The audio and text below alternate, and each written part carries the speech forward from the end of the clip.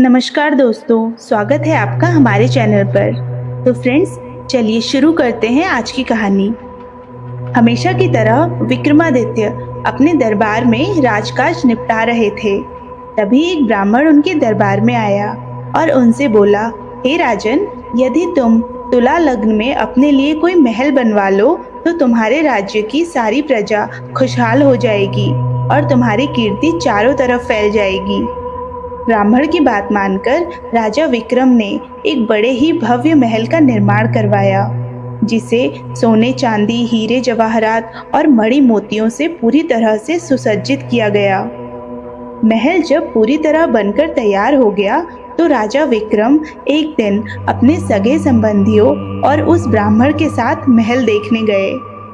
विक्रम महल की अलौकिक सुंदरता को देखकर बहुत प्रसन्न हुए।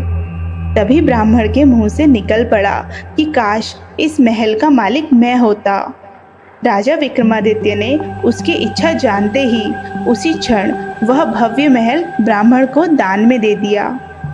भव्य महल को पाकर ब्राह्मण की खुशी का ठिकाना न रहा। वह भागता हुआ अपनी पत्नी को यह समाचार सुनाने अपने घर गया। उसने अपनी पत्नी को बताया कि हीरे, जवाहरात और मोतियों से जड़े हुए महल को राजा ने उसे दान में दे दिया है। यह सुनकर ब्राह्मण की पत्नी को विश्वास नहीं हुआ, मगर ब्राह्मण के बार बार कहने पर वह उसके साथ महल देखने के लिए चलने को तैयार हो गई। महल की शोभा देखकर उसकी आंखें खुली रह गईं।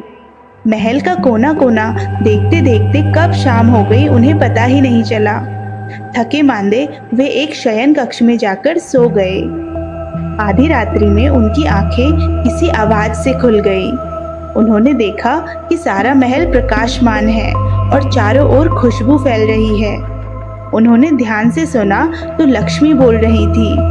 वे कह रही थी कि उनके भाग्य से वे यहाँ आई हैं और उनकी कोई भी इच्छा पूरी करने को तैयार हैं। ब्राह्मण दंपत्ति का डर के मारे बुरा हाल हो गया। लक्ष्मी ने 3 बार अपनी बात दोहराई, लेकिन उन्होंने कुछ नहीं मांगा तो लक्ष्मी क्रुद्ध होकर वहां से चली गई। उनके जाते ही महल से प्रकाश तथा खुशबू दोनों ही गायब हो गई।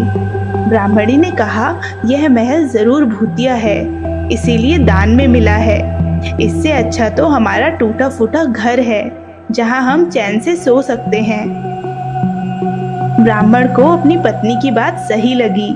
उन्होंने सुबह होते ही उस महल को छोड़ दिया और अपनी कुटिया में लौट आए। ब्राह्मण राजभवन आया और विक्रमादित्य से अनुरोध करने लगा कि वे अपना महल वापस ले लें। लेकिन राजा तो उस महल को दान में दे चुके थे, तो वे महल को कैसे ग्रहण कर लेते। बहुत सोचने के बाद राजा ने महल का उचित मूल्य लगाकर उसे ब्राह्मण से खरीद लिया। एक रात विक्रमादित्य उसी महल में सोए हुए थे तो फिर से लक्ष्मी आई। जब लक्ष्मी ने उनसे कुछ भी मांगने को कहा तो वे बोले, आपकी कृपा से मेरे पास सब कुछ है, और फिर भी अगर आप कुछ देना ही चाहती हैं तो मेरे पूरे राज्य में धन की वर्षा कर दे और मेरी प्रजा को किसी चीज की कमी न रहने दें। सुबह उठकर राजा को पता चला कि सारे राज्य में धन की वर्षा हुई है और लोग वर्षा वाला धन राजा को सौंप देना चाहते हैं। विक्रमादित्य ने आदेश दिया कि कोई भी किसी अन्य के हिस्से का धन नहीं समेटेगा और अपने हिस्से का धन अपनी संपत्ति मानेगा। सारी प्रजा राजा की ऐसी त्याग दानवीरता को देखकर जय जयकार करने लगी।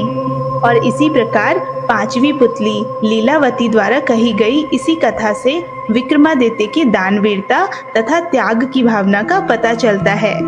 उम्मीद है दोस्तों, आपको यह कहानी पसंद आई होगी। मिलते हैं अगली कहानी में, तब तक के लिए नमस्कार दोस्तों।